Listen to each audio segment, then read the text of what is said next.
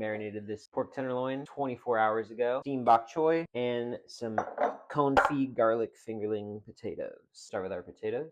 Just gonna crush up these garlic cloves. Use as much garlic flavor as possible into our oil. Next, we're gonna add our fingerling potatoes to the pot. We're just gonna fill our pot up to cover our potatoes with oil. I'm gonna use mostly vegetable oil, with just a touch of olive oil for flavor. We're gonna season our potatoes, just a little bit of salt and pepper. We're gonna cover our potatoes in a oven-safe pot or pan. We got our oven preheated 325 degrees. We're gonna throw it in. It's been about 40 minutes. It took a little longer than I thought. Boom, look at that. We're just gonna let that sit, let them cool off a little bit. We can crank up our oven to 450 for our pork chops. Over here, they've been tempering. Set aside the rest of the marinade. We'll baste them in some of that when the time comes. Quarter our bok choy. Bok choy also super nutrient dense. And run it under some cold water. You know what? I also have some leftover chicken jus I brought home from work. I'm gonna just mix that in. Cook our pork chop. In the bottom of your sheet tray, just add a little splash of water. In the meantime, we're gonna steam some bok choy. If you have a steamer basket, that is ideal. I do not. I just took the biggest pot I could find, a colander. This lid just so happened to fit. Next, we're gonna get a little color on these potatoes. I'm just gonna use a little bit of the oil we used to cook them in.